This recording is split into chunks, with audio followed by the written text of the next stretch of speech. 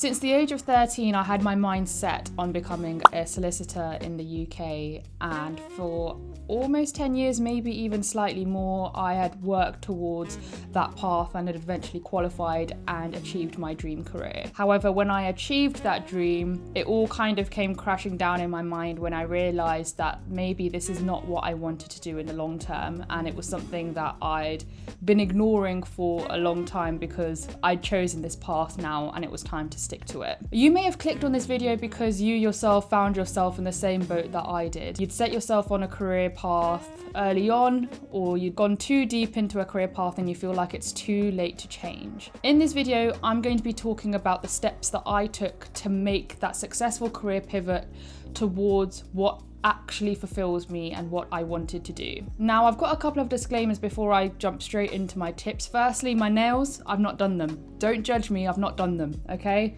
It is what it is. I couldn't be asked to sort them out before this video, so please ignore them as you go on. But on a more serious note, you may watch and follow every single tip that I say in this video, but still not achieve what you yourself wanted to achieve. And that's because I'm sharing tips that worked for me based on my experiences with my own context in mind. So if there's anything else that you feel like has been helpful to you, do feel free to share that in the comments below. So with all that out the way, let's jump straight into it. I think the first thing is to look at your career and figure out what it is that is making you unhappy. It may be that it's causing you unfulfillment. It may be that it's not paying you enough. It may be that you're not enjoying the team that you're working in. And I think it's really important to go back to the drawing board and really figure out what it is about your current role that is not making you happy. Because if it is about the team, you can easily do the same work but at another organization. And in that situation, then I would say don't consider a career pivot straight away. Make sure you figure out all options, working in different teams, working for a large corporation, working for a small to medium business. That gives you the full width of actually figuring out what culture actually works best for you, rather than having to make the whole career pivot in itself. If it's about money, then see if you are able to negotiate some sort of pay rise. It doesn't necessarily mean that you have to consider a whole new career because your remuneration, is it remuneration or remuneration? I'm gonna go numeration. So just because your remuneration may not be at the level that you're looking for, that is again something that you can negotiate and try and work towards. And therefore, considering a career pivot may not necessarily have to be the first thing that you think of in this scenario. However, for me, it wasn't about the team and it certainly wasn't about the money, because have you seen those NQ prices? That was hard to say goodbye to. The thing for me was the actual work. It was waking up and thinking, I actually do not have any sort of fulfillment or interest in what I do. And no matter where I worked, the issue remained the same. And how I managed to figure that out was through journaling and actually keeping a steady diary of my thoughts. So once you figured it out that potentially the reason why you're feeling the way that you feel is because of what you're actually doing in your job, figure out what exactly in your job you are not enjoying in the work that you're doing. What is lacking? So for me, I felt like being in law, I wasn't really tapping into my creativity as much. I didn't have a gravitational pull towards wanting to log into Westlaw and read about a new commercial development, for example. And that was a core issue in itself that made me feel like I need to consider something else. That leads on to my second step, which is figure out what you naturally gravitated yourself towards. What I did was I thought about the key highlights of my career as a trainee solicitor, because I didn't hate being a trainee solicitor. There were elements of my job that I really liked, and I just jotted down the first 3 things that came to mind. And it was organising a fundraiser for a partner charity. It was working with our affinity groups internally within the law firm, and it was taking part in a reverse mentoring scheme that was a pilot in the firm at the time. And all these things kind of had a similar focus within being within the DE&I space, being within mentoring, coaching. And also I looked back and I thought, well, outside of work, I've been working on this YouTube channel, which has been about imparting advice to aspiring solicitors with the the aim of making law as accessible as possible based on my own experiences and sharing what I've learned. That's something that I've willingly done for so many years now. I've had my channel for 3-4 years now, and it all started to click in my mind that I still want to remain within the legal profession, but it's more at a different side of the table. It's more towards the DE&I perspective, it's more towards the accessibility perspective. It was those things where I look back and I thought I had so many hints along the way that this is where I naturally gravitated towards, and this is where, when I'm talking about it, I feel like an inner fire light up inside me because I love talking about it. So that was step 1 and step 2. Step 1 being figure out what was not working for you in your current career. Step 2, figure out what was working for you in your current career and what you'd like to take forward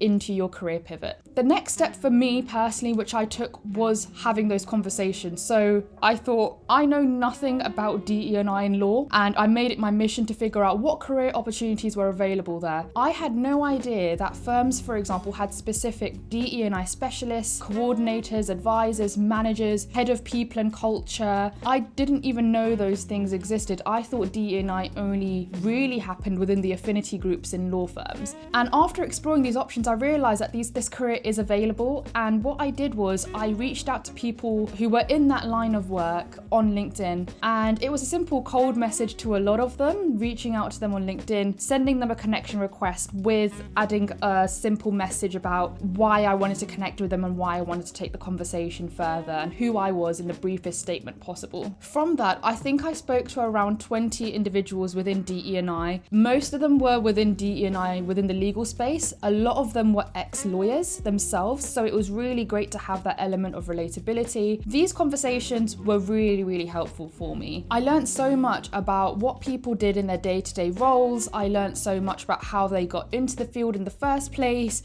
what they liked about the job, what they didn't like about the job. For all of these conversations, I had questions prepared beforehand based on my own research about that person. That research consisted of looking at their LinkedIn profiles, looking at what they posted, looking at the organizations that they worked for.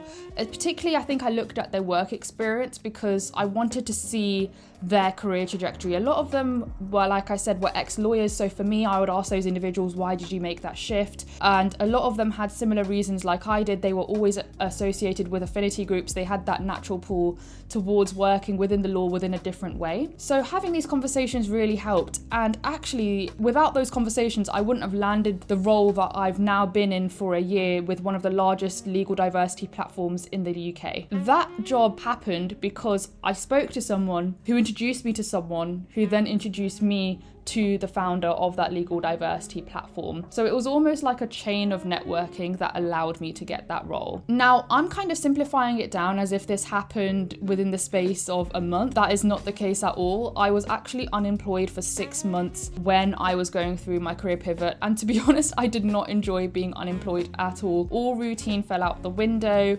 And of course, financially as well, it wasn't nice knowing that you didn't have a stable income going through and into your account every single month. So during that period, it was really, really tough, and it was so humbling because for all of these roles that you applied for, there were over 100 applicants, 150 applicants. That's why I felt like simply working on my CV and my cover letter nowadays wasn't enough for me to make that career pivot. I needed to speak to someone and try and figure out how I could utilize my current network to gain the career pivot that I wanted to do. It's been a year on since I've been working within my new role, and not once have I woken up with an anxious feeling or dread towards logging into work. I feel engaged in what I do. I feel fulfilled. Yeah, my salary took a hit. Yeah, my job title took a hit. But in the grand scheme of things, all those things were quite superficial. And what I've done now is actually enabled my career to give me that fulfillment within the long term rather than suffering within a career that wasn't making me happy. I think one thing that I'd learned along the journey was a lot of people tell you that you need to focus on your weaknesses in order to become a well-rounded character. But what I found in this career journey and making a career pivot is know what your strengths are and find out how you can enhance those strengths even more. I actually thought that attention to detail was a weakness of mine when I was in the legal profession, but within my role now, because I'm so engaged in what I do, I feel like my attention to detail has just gotten so much better. So sometimes things that you think of are your weaknesses are actually your strengths, but it's just not being nurtured in the right environment or in a way that's right for you. And I think that's my key takeaway, is really go back and reflect on your job. One thing that I actually received as advice is every 6 months diarise in your calendar a kind of reflection point with yourself in terms of saying, is my career making me happy? Am I fulfilled? What's causing me to be unhappy about my career? It's like a biannual check-in with yourself that you are on that career path that you'd want to be on. Yeah, I think that's all my tips. I'd like to leave you with just one final thing, that if you are going through a career pivot right now, it is tough, but be patient and be positive. If you're doing at least 1% every day to try and reach the goal that you'd like to be at, you are making progress. So keep at it, you will get there. Hopefully this video provided some sort of advice in terms of what worked well for me, and it could work for you as well. Wishing you all the best, and I'll see you in the next video.